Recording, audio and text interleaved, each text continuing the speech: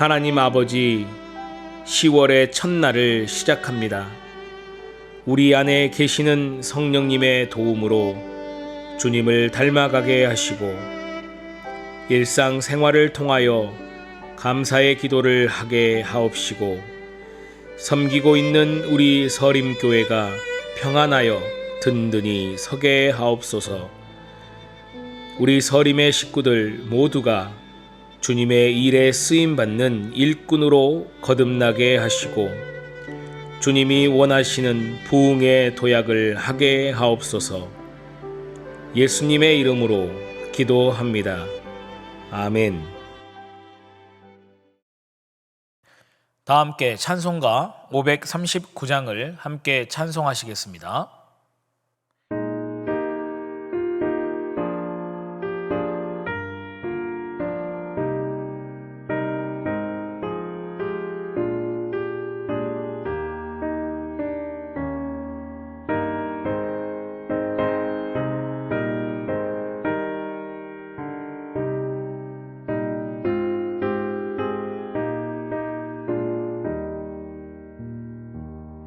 나 예수께 조용히 나가 내 모든 짐 내려놓고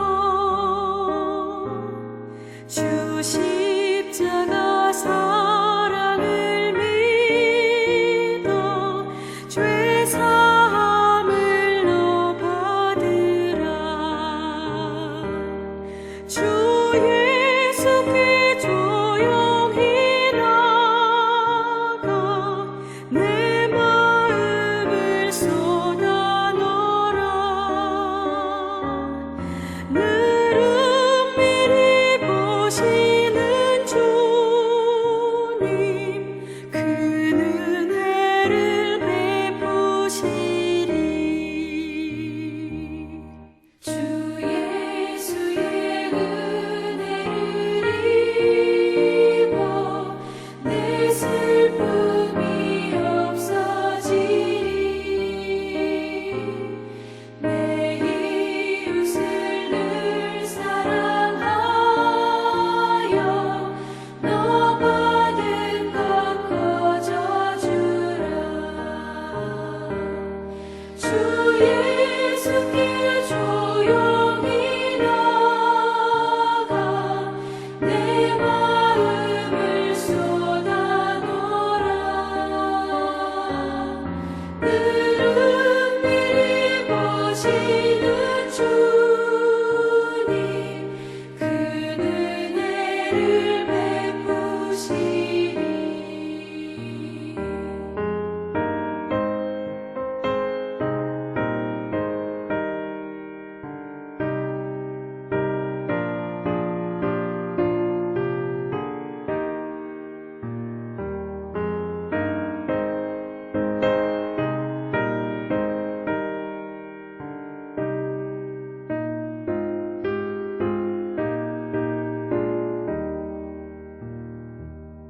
주 예수를 친구로 삼아 늘 내 옆에 모시어라. 그 영원한 생명샘물에 내 마른 목 죽이어라. 주 예수께 조용히 나가 내 마음을 쏟아 놓으라. 늘 은밀히 보시는 주님, 큰 은혜를 베푸시리. 나 주님과 사귀어 살면 새 생명이 넘치리라. 주 예수를 찾는 이 앞에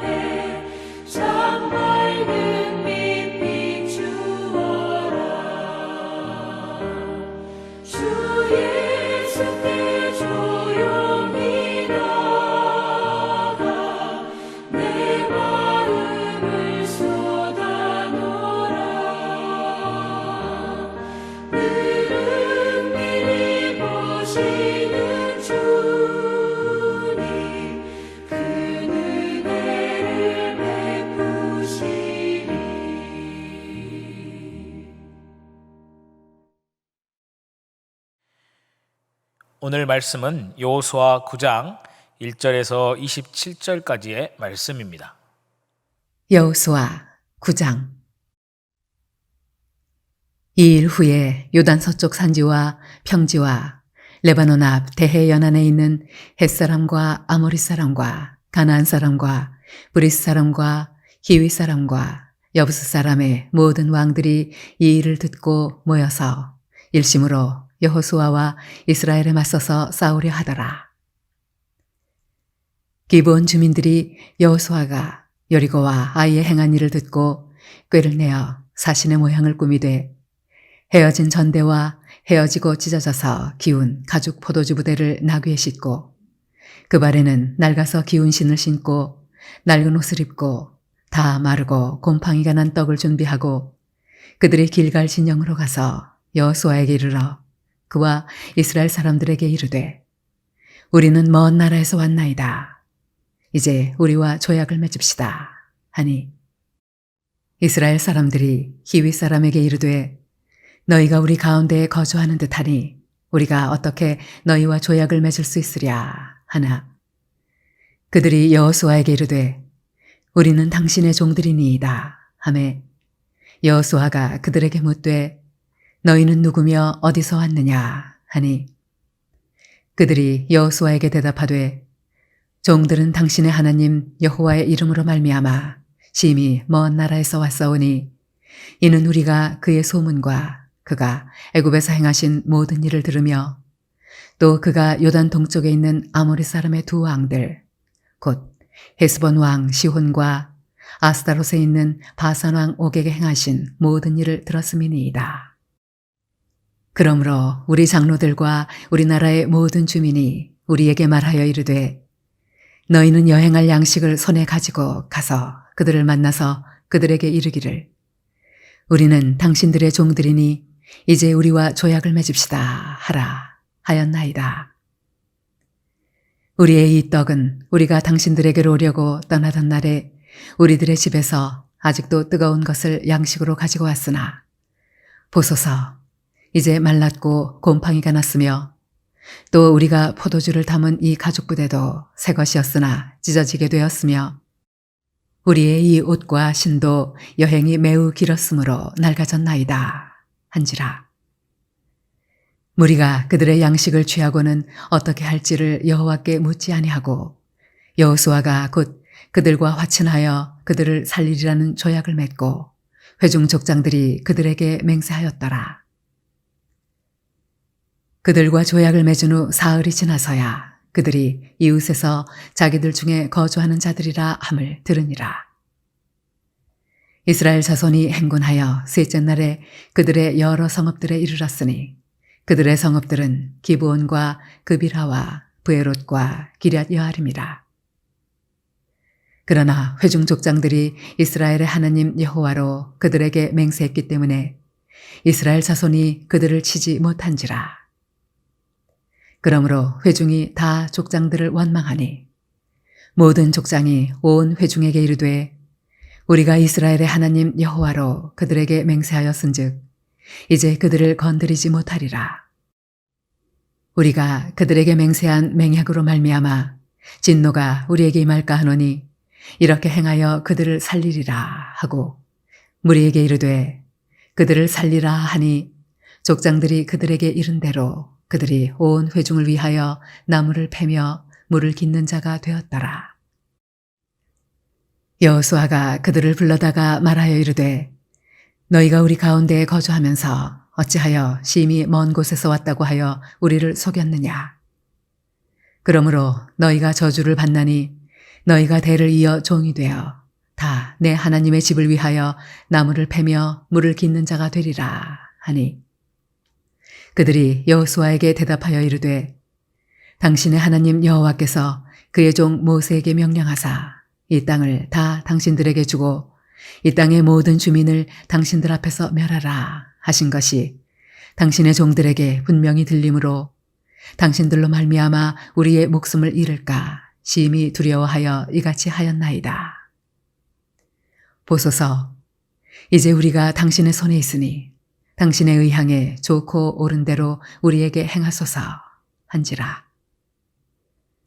여호수아가 곧 그대로 그들에게 행하여 그들을 이스라엘 자손의 손에서 건져서 죽이지 못하게 하니라. 그날에 여호수아가 그들을 여호와께서 택하신 곳에서 회중을 위하며 여호와의 제단을 위하여 나무를 패며 물을 깃는 자들로 삼았더니 오늘까지 이르니라. 오늘 함께 읽으신 본문 여호수아 9장은 기브온 사람들과 이스라엘 백성들과 사이에 있었던 사건을 기록하고 있습니다. 9장을 살펴보면 가나안 족속들은 여리고 성과 아이 성이 이스라엘에 의해서 차례대로 멸망을 당하자 위협을 느낀 나머지 이스라엘을 대적하기 위해서 동맹을 맺습니다. 그러나 기브온 족속만은 그 동맹에 가입하지 않고 이스라엘을 속이고 화친 조약을 맺습니다.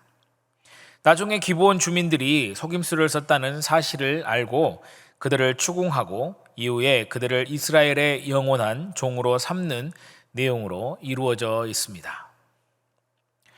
여호수아 9장의 내용을 다루면서 많은 경우에 기브온 족속이 속임수를 썼다는 사실과 여호수아와 족장들이 하나님께 묻지 않고 이 속임수에 당했다는 관점으로 이야기합니다. 그러나 성경은 4절에서 기브온 족속이 속임수를 썼다고 말씀하지 않고 꾀를 내었다고 말씀하고 있음을 우리는 알 수 있습니다. 이 사실을 통해 우리는 다른 관점에서 좀 더 살펴보고자 합니다. 여기 꾀에 해당하는 단어는 히브리어로 오르마라는 단어인데요. 간교함, 교활함이라는 뜻도 있지만 슬기로움이라는 뜻도 있습니다. 특히 잠언 1장 4절을 보시면 지혜 있는 자는 듣고 학식이 더할 것이요 명철한 자는 지략을 얻을 것이라. 아멘. 본문에서 꾀라고 번역되었던 단어가 여기 잠언 1장 4절에서는 지혜로 번역되었습니다. 또한 잠언 8장 12절을 보시면 나 지혜는 명철로 주소를 삼으며 지식과 근신을 찾아 얻나니. 아멘. 여기에서는 같은 단어가 또 명철이라는 단어로 번역이 되었습니다.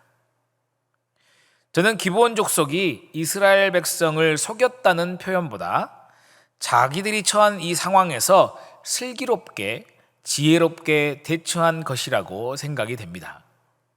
또한 이들이 현명했다고 말할 수 있는 이유는 하나님께서 이스라엘 백성들에게 하신 말씀을 잘 알고 이것을 이용했다는 것입니다. 신명기 20장의 말씀을 보면 하나님께서는 이스라엘 백성들에게 하나님께서 기업으로 주시게 될 민족들의 성읍, 즉 가나안 지역의 민족들 중에 호흡이 있는 자는 하나도 살려두지 말고 진멸하라고 명령하셨습니다. 왜냐하면 그들이 이스라엘 민족들에게 우상 숭배를 가르쳐서 하나님의 진노를 사게 되는 것을 방지하고자 하신 것입니다. 요단강을 건너기 전 모압 평지에서 발람의 술수로 모압 사람들과 교류하다가 우상 숭배까지 한 것을 우리는 기억하고 있지 않습니까? 그러나 가나안 성읍이 아닌 다른 성읍의 민족들이 화친을 원할 경우에는 그들과 화평한 관계를 맺으라고 말씀하셨습니다. 기브온 민족들은 하나님께서 이스라엘 백성들에게 하신 이 명령을 정확하게 알고 오히려 이것을 역이용하였다는 것입니다. 그래서 지금 이들이 아주 먼 곳에서 온 자들로 꾸민 것입니다. 그들의 지혜롭고 슬기로움을 우리는 엿볼 수 있습니다. 사실 이들이 꾀를 내었다고는 하나 궁극적으로는 하나님께 자비를 구한 것입니다. 이스라엘 백성을 속여서 이스라엘에게 해를 입히거나 다른 이득을 취하려고 한 것이 아니지 않습니까? 다만 그들과 화친할 수 있는 방법이 위장술이었기 때문에 선택한 방법이었다는 것이죠. 이스라엘 백성을 구원하시는 하나님의 이름 앞에 굴복하고 자신들의 목숨을 하나님이 인도하시는 이스라엘의 손에 의탁한 것입니다. 그들의 고백이 바로 9절, 10절에 나오는 말씀입니다. 이 고백은 여리고성에서 하나님의 진노를 피하고 구원을 받은 라합의 고백과 흡사합니다. 누구든지 주의 이름을 부르는 자는 구원을 얻으리라고 하신 하나님의 약속이 구약의 시대부터 이미 민족의 경계를 뛰어넘어 이방 나라에게도 허락되어지는 은혜의 장면입니다. 기브온 지파의 성읍은 이후에 베냐민 지파에 배정이 되고 레위 지파의 성읍으로 지정이 됩니다. 진멸당할 수밖에 없던 운명이었으나 주님께 나아옴으로 하나님의 구원의 은혜를 입고 레위 지파와 함께 하나님의 집, 바로 성막을 위해서 봉사하는 자로 살아가게 됩니다. 그런데 여호수아와 이스라엘 백성들은 이들이 자신들을 속였다고 단정하고 있습니다. 22절을 보시면 여호수아가 그들을 불러다가 말하여 이르되 너희가 우리 가운데에 거주하면서 어찌하여 심히 먼 곳에서 왔다고 하여 우리를 속였느냐. 기브온 족속 사람들이 자기들을 속였다고 책망합니다. 그러면서 23절을 보시면 책망하다 못해 심지어 이들을 저주했다고 말씀하고 있습니다. 어떻게 보면 이스라엘 백성들은 하나님이 선택하신 민족이긴 하지만 악한 사람이라는 것을 우리는 알 수 있습니다. 목숨을 구하고자 최선의 방법으로 지혜롭게 꾀를 낸 사람들 아닙니까? 그것도 하나님의 이름 앞에 굴복함으로 자신들의 목숨을 의탁한 사람들입니다. 기브온 족속의 입장에서 보면 정말 억울한 일이 아닐 수 없습니다. 이렇게 이스라엘 백성들이 기브온 족속들에게 잘못을 뒤집어 씌울 때 성경은 이 모든 일의 책임이 이스라엘 백성들에게 있다고 세세하게 밝히고 있습니다. 7절에 여호수아가 이렇게 말합니다. 너희가 우리 가운데 거하는 듯하다. 그리고 너희가 누구며 어디서 왔는가 하고 질문합니다. 여호수아가 이들에 대해서 의심을 하였다는 말이죠. 12절 13절을 보시면 기브온 족속은 자신들을 의심하는 여호수아와 이스라엘 백성들에게 자신들이 꾀를 내어 준비한 헤어진 전대와 찢어져서 기운 가죽 포도주 부대, 낡아서 기운 신, 낡은 옥, 마르고 곰팡이가 난 떡, 이것들을 그들의 눈에 보여줍니다. 여기서 여호수아와 이스라엘 백성들은 결정적인 실수를 저지릅니다. 어떤 실수입니까? 첫 번째로 자신들의 눈을 믿고 의지했다는 것입니다. 얼마 전까지 이스라엘은 자신들의 확신을 의지하여서 전쟁을 치르는 결정을 하였다가 크게 혼쭐이 났었죠. 그리고 다시 하나님을 가장 우선순위에 놓겠다고 결단한 그들입니다. 그런데 얼마 지나지 않아서 또다시 자신들의 눈을 의지하는 모습을 보입니다. 14절을 보시면 무리가 그들의 양식을 취하고는 어떻게 할지 여호와께 묻지 아니했다라고 말하고 있습니다. 지금 가나안 전쟁을 직접 치르고 계시는 이 하나님께 묻지도 아니하고 자신들의 눈으로 본 바를 그대로 믿고 곧바로 평생 이들의 발목을 잡는 계약을 하게 됩니다. 여기서 양식을 취했다는 것은 양측 간에 하나님의 이름으로 계약이 체결되는 고대의 계약 방식을 뜻합니다. 여호수아와 이스라엘 민족들은 하나님이 정하신 이 기준보다 부정확하게 이를 데 없는 인간의 눈과 판단을 믿었다는 것이죠. 이스라엘과 여호수아가 하나님께 묻지 않고 조약을 체결한 그 결과가 무엇입니까? 사무엘하 21장 1절이 말씀하고 있습니다.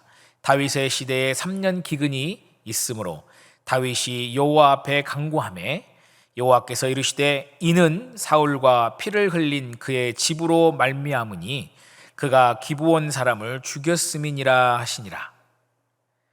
조약을 체결한 지금으로부터 400년이 지난 후 다윗의 시대에 3년 동안 기근을 겪게 되었고 사울의 집안의 후손에게 조약을 파기한 그 죗값을 물게 한 뒤에서야 비로소 하나님께서 그 땅의 기근을 풀어주시는 이 일이 생기게 되었다는 것이죠.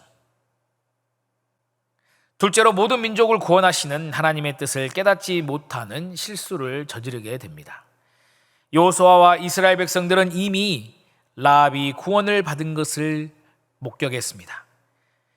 하나님의 말씀대로 라합은 진멸의 대상인 가나안 민족입니다. 그러나 그녀와 모든 가족들이 하나님의 이름을 부름으로 진멸을 면하고 구원을 받았지 않습니까?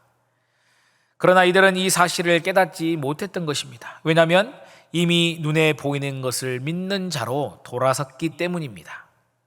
이 순간 육의 것을 좇는 자가 되었다는 것입니다. 그렇기 때문에 여호와 하나님께 묻지도 아니했던 것이죠.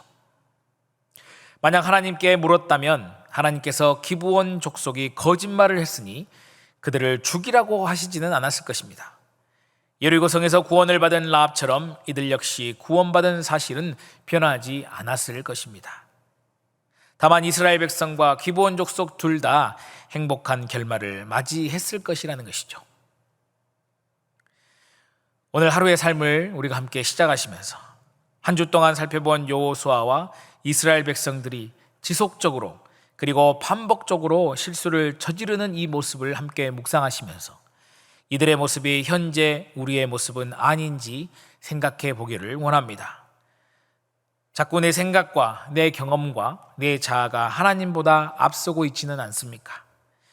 그 사실을 알면서도 계속 나는 그 순간의 영적 싸움에서 육을 따르는 일을 반복하고 있지는 않습니까? 그러면서 나의 잘못으로 비롯된 일들에 대해서 내 잘못과 실수는 보지 못하고 책임을 전가하며 다른 사람 탓만 하고 있지는 않습니까? 항상 우리의 삶을 돌아보며 깨어 기도하며 우리의 삶의 주인 되시고 대장 되시고 앞장서 나가시며 우리를 인도하시는 주님을 삶의 중심으로 모시고 나아가야 할 줄로 믿습니다. 눈에 보이지 않는 주님을 모시고 믿고 의지하면 하나님께서 그분의 뜻을 깨닫게 하시고 신앙인으로서의 실패가 없는 삶을 살아가시도록 인도하여 주실 것을 믿습니다. 이 모든 은혜가 사랑하는 서림의 모든 성도님들에게 함께 하시기를 축복합니다. 기도하시겠습니다. 사랑해 주님 감사합니다. 오늘 이 아침에도 신앙인의 모습대로 주님을 우리 삶의 중심에 모시고 가장 최우선에 두고자 이 자리에 모였습니다. 우리 또한 연약하여 이스라엘 백성들처럼 자주 넘어짐을 이 시간 고백합니다. 우리와 동행하시는 성령 하나님, 나의 자아와 경험과 확신을 내려놓고 주님을 의지하고 따라 걷는 신앙인의 삶을 살기를 간절히 원하오니 도와주시기를 원합니다. 사랑하는 우리 서림의 모든 공동체가 주님 따라 복음으로 세상을 물들이는 그런 주님께 귀한 쓰임받는 공동체가 되게 하여 주옵소서. 오늘도 우리를 통해 영광 받으실 우리 주님을 찬양합니다. 예수님 이름으로 기도드립니다. 아멘.